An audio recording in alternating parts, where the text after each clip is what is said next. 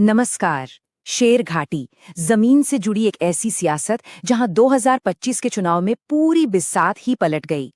आज हम blueprint strategies के एक बेहद खास और गोपनीय डोजियर के पन्ने पलटेंगे। हम यहाँ सिर्फ ये नहीं देखेंगे कि कोई चुनाव कैसे हारता है, बल्कि ये भी समझेंगे कि आने वाले 2030 के लिए वापसी का एक अचूक वैज्ञानिक रोडमैप कैसे तैयार किया जाता है। तो चलिए बिना किसी देरी के सीधे जमीनी हकीकत पर चलते हैं। अब जरा इस नंबर को देखिए, 72.49%। ये कोई मामूली मतदान नहीं था। सोचिए, जब इतना बड़ा जनसैलाब उमड़ता है तो वो अपने साथ क्या लेकर आता है? एक ऐसा उछाल जिसने शेरघाटी में दशकों पुराने जमे जमाए राजनीतिक समीकरणों को तिनके की तरह बहा दिया। आज हम 4 अहम पहलुओं पर बात करेंगे। पहला, हार की असल संरचना क्या थी। दूसरा, वोट बैंक के बंटवारे का गणित। तीसरा, वो जमीनी मुद्दे जिनकी पूरी तरह अनदेखी की गई। और आखिर में 2030 का रणनीतिक ब्लूप्रिंट। आगे बढ़ने से पहले जरा इस जगह की मिट्टी को समझते हैं। शेरघाटी शहर और गांव की एक ऐसी मिलीजुली तस्वीर है जहां गहरी ऐतिहासिक जड़ें भी हैं और लोगों की रोजमर्रा की गंभीर आर्थिक चुनौतियां भी। हमारी आज की पूरी कहानी इसी जमीन के इर्द गिर्द घूमती है। तो चलिए पहले हिस्से से शुरुआत करते हैं। हार की संरचना, यानी शेरघाटी में वो ढांचागत पतन आखिर हुआ कैसे। 2025 के चुनाव नतीजे बिल्कुल शीशे की तरह साफ थे। एलजेपी-आरवी ने 38% से ज्यादा वोट लेकर बाजी मार ली और आरजेडी लगभग 31.4% पर ही सिमटकर रह गई। अब बाहर से देखने में ये महज कुछ वोटों का अंतर लगता है, लेकिन अंदर खाने ये एक पूरा मैथमेटिकल कोलैप्स था। और इस कोलैप्स की सबसे बड़ी वजह, जरा इस वित्तीय खाई को देखिए। एक तरफ 48.2 करोड़ रुपए की भारी भरकम ताकत और दूसरी तरफ महज 2.79 करोड़। जब इतना बड़ा फासला हो तो चुनाव के आखिरी दिनों का मैनेजमेंट और लॉजिस्टिक्स तो वैसे ही घुटने टेक देंगे, है ना। डोजियर बहुत बेबाकी से ये हकीकत बयां करता है। वो कहता है कि भाई, अब सिर्फ पुराने तौर तरीकों और भीड़ जुटाने भर से काम नहीं चलने वाला। विशाल संसाधनों वाले एकजुट इंडिया के सामने पुराने तरीके पूरी तरह फेल हो गए। और हाँ, यहाँ एक बात याद रखनी बहुत जरूरी है। भारत का संविधान हमें गरिमा और जिम्मेदारी के साथ सार्वजनिक संवाद करने का हक देता है। हम जो भी आंकड़े यहाँ देख रहे हैं, उसका मकसद किसी को नीचा दिखाना नहीं, बल्कि एक निष्पक्ष, जिम्मेदार और पारदर्शी विमर्श खड़ा करना है। अब आते हैं हमारे दूसरे खंड पर, विभाजन का गणित। एक जमे हुए वोट बैंक को कैसे सर्जिकल स्ट्राइक की तरह काटा गया। इस चार्ट को ध्यान से देखिए।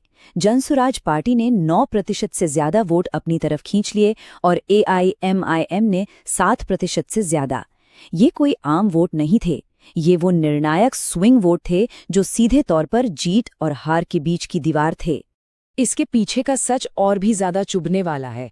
19,000 से ज्यादा युवा जो बेहतर कल की उम्मीद कर रहे थे, वो छिटक गए। और एक ऐसा इलाका जहां 37% मुस्लिम आबादी बसती है, वहां एआईएमआईएम 15,000 वोट ले उड़ी। ये सब इत्तेफाक नहीं था, ये एक बेहद सधी हुई रणनीति थी। इस रिपोर्ट में एक भारी भरकम शब्द है, सब ऑल्टर्न एनडीए सिनर्जी। इसका सीधा सा मतलब है सवर्ण वोटों का पासवान और महादलित समाज के साथ एकदम सटीक तालमेल। जब गया जिले की 30% से ज्यादा अनुसूचित जाति की आबादी किसी एक तरफ खड़ी हो जाए, तो विपक्ष के लिए आगे बढ़ने के सारे रास्ते वहीं बंद हो जाते हैं। तीसरा खंड, स्थानीय मुद्दों की अनदेखी। वो जमीनी दर्द जिन्हें सियासत के शोर में किसी ने सुना ही नहीं। अब मैं आपको वो आंकड़े बताता हूं जो सच में परेशान करने वाले हैं। 77% गैर गर्भवती महिलाओं में खून की कमी, 5 साल से छोटे आधे से ज्यादा बच्चे गंभीर कुपोषण का शिकार। रोजगार के मोर्चे पर 1300 करोड़ रुपए का डोभी प्रोजेक्ट सालों से अटका हुआ है। और शिवपुर जैसी गरीब बस्तियों में बिजली का ऐसा हाल कि एक बल्ब भी ठीक से ना जले। ये सिर्फ आंकड़े नहीं हैं, ये लोगों की रोजमर्रा की तकलीफें हैं जिन्हें चुनाव में कोई आवाज ही नहीं मिली। डोजियर यहाँ एक बहुत कड़वी सच्चाई सामने रखता है।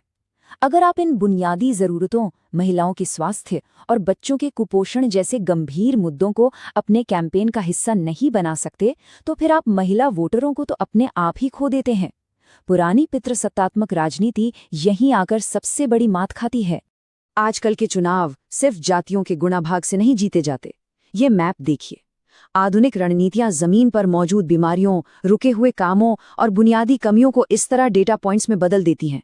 यहाँ चमकता हुआ हर लाल बिंदु एक ऐसी नाकामी है जिसे अगर सही से उठाया जाता तो पूरा चुनावी माहौल बदल सकता था। चलिए अब रुख करते हैं हमारे चौथे और सबसे दिलचस्प हिस्से की तरफ, 2030 का रणनीतिक ब्लूप्रिंट, वापसी का एकदम सटीक फॉर्मूला।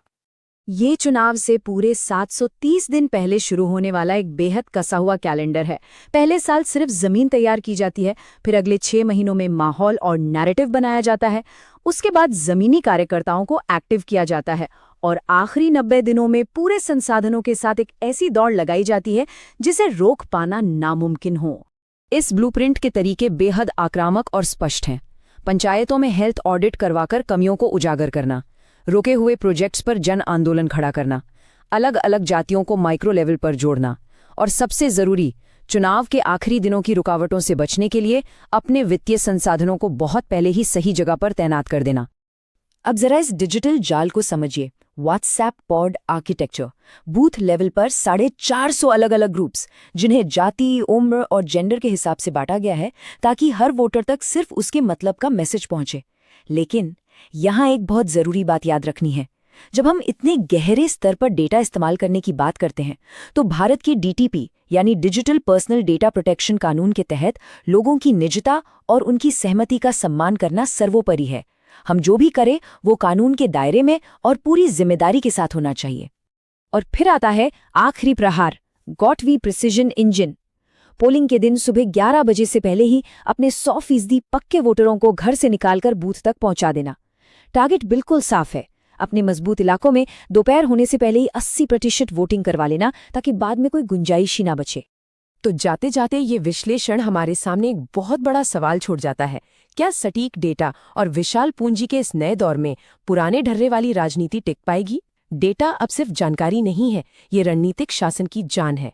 अगर आप एक जन केंद्रित नेता बनना चाहते हैं और अपने निर्वाचन क्षेत्र का उत्थान करना चाहते हैं तो blueprintstrategies.ai से mgr@blueprintstrategies.ai पर संपर्क करें या 080 40 20 41 602 पर कॉल करें। पर्पस बियॉन्ड पॉलिटिक्स यानी राजनीति से परे उद्देश्य। धन्यवाद।